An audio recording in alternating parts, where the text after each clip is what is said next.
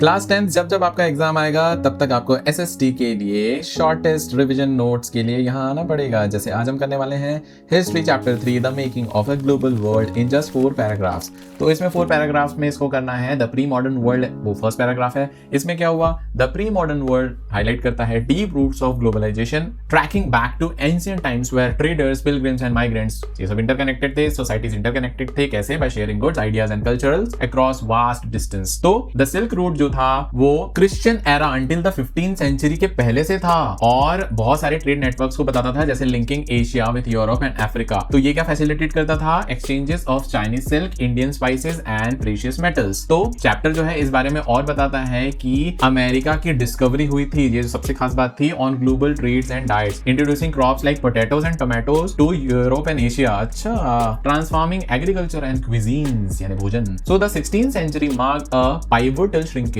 Of the pre modern world. तो आज जो दिख रहा है pre modern world 16th century से उसकी शुरुआत हुई थी। As European conquest and colonisation fuelled by superior firepower and deadly diseases like smallpox devastated indigenous populations in America. तो स्मॉल पॉक्स ने भी यूरोपियन का साथ दिया और अमेरिकन के ऊपर अमेरिका को कॉलोनाइज करने में मदद किया। तो this era led to the groundwork of the westland shift of the world trade centre. तो वर्ल्ड ट्रेड सेंटर जो था वो वेस्टलैंड शिफ्ट यानी वेस्ट की तरफ ज्यादा गया, significantly at altering global economic and social landscape. India China से इधर वेस्ट में हो गया। तो ये हुआ फर्स्ट पैराग्राफ। इसके बाद में second paragraph, the 19th century यानी 1815 से 1914 तक क्या हुआ। 19th सेंचुरी में ग्लोबल ट्रांसफॉर्मेशन हुए economic, political, social, cultural and technological spheres में। 3 की मूवमेंट्स हुए जिन्होंने इंटरनेशनल एक्सचेंजेस को डिफाइन किया, trade in goods, labour migration और कैपिटल इन्वेस्टमेंट। ब्रिटेन का कॉर्न लॉ को अबॉलिश करना, इन्होंने फूड प्राइस को लो किया, लेकिन लोकल एग्रीकल्चर को बहुत ज्यादा इसने इफेक्ट किया। ग्लोबल एग्रीकल्चर जो है economics expanded, supported by technological advancements like railway and refrigerator ships. तो इधर उधर सब सामान आने जाने लगा, भागने लगा। Late 19th century colonialism marked by Berlin conference. तो बर्लिन कॉन्फ्रेंस ने बॉर्डर डिमार्केशंस अफ्रीका में किया, जिसके कारण से बहुत ज्यादा प्रॉब्लम हुई। इसने वहां के लोगों को बाहर किया, अफ्रीका के लोगों को।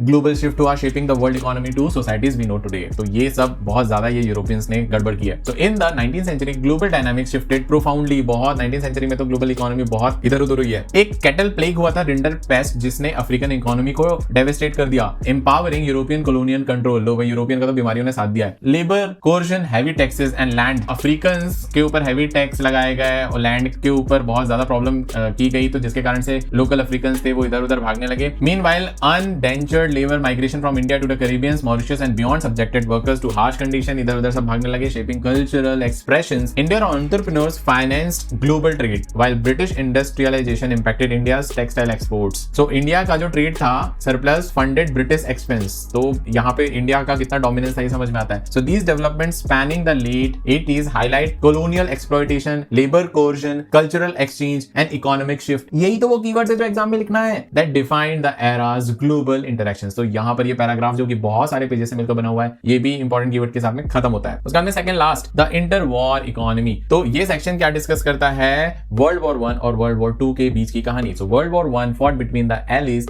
And the central powers from 1940 to 1918। इन्होंने क्या इंट्रोड्यूस किया, मॉडर्न इंडस्ट्रियल वॉरफेयर, बहुत सारे खतरनाक डेवास्टेटिंग कॉन्सिक्वेंसेस के साथ। So the conflict reshaped economies, इसने बहुत ज्यादा इकोनॉमी को रीशेप किया, leading to the reorganisation of industries for, जैसे वॉर रिलेटेड प्रोडक्शन हुआ, क्योंकि अब होना है तो बंदूक और तोपें बनाओ भाई। Post war recovery proved challenging, जैसे ब्रिटेन के लिए burden by debts and facing competition from India and Japan. तो देखो पहले भी इंडिया बहुत पावरफुल था। The US however experienced mass production and economic growth in 1920s। अब यहाँ पे यूएस कैसे राइज अप हुआ है वो बता रहा है। Driven by pioneers like Henry Ford, despite initial prosperity the global economy plunge into the great depression 1929 में आया। इस उन्होंने वाइड स्प्रेड अनएम्प्लॉयमेंट हुआ, ट्रेड डिक्लाइन हुआ, इकोनॉमिक कोलैप्स हुआ। इंडिया इसका बहुत ज्यादा, इंडिया के ऊपर नुकसान हुआ, तो इंडिया के ट्रेड पे उसका बहुत ज्यादा नुकसान हुआ। एग्रीकल्चरल प्राइसेस जो है वो बहुत गिर गए और किसानों का जो डेट था वो भी बढ़ गया, लीडिंग टू सोशल अनरेस्ट। तो inter war period illustrates interconnectedness of global economies and enduring impact. तो ये इससे पता चलता है कि भैया ये ग्लोबल इकोनॉमीज जो है एक कंट्री के ऊपर गड़बड़ होती है तो दूसरी कंट्री कैसे उससे इंटरकनेक्टेड होती है। अब उसके बाद लास्ट जो पैराग्राफ है वो है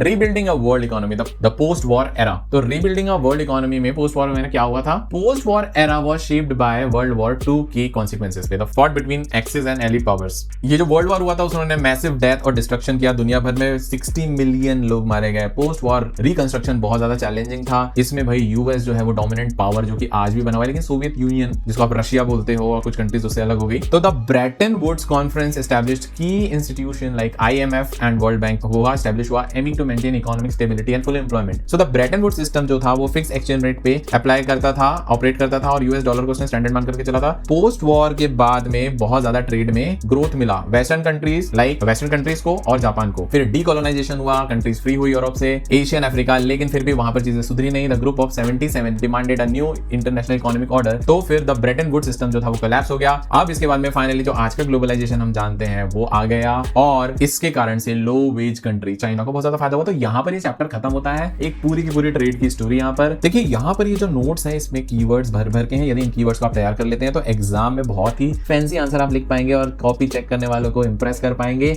अब मैं मिलता हूं आपको नेक्स्ट वीडियो में, तब तक रिवीजन करते रहिए।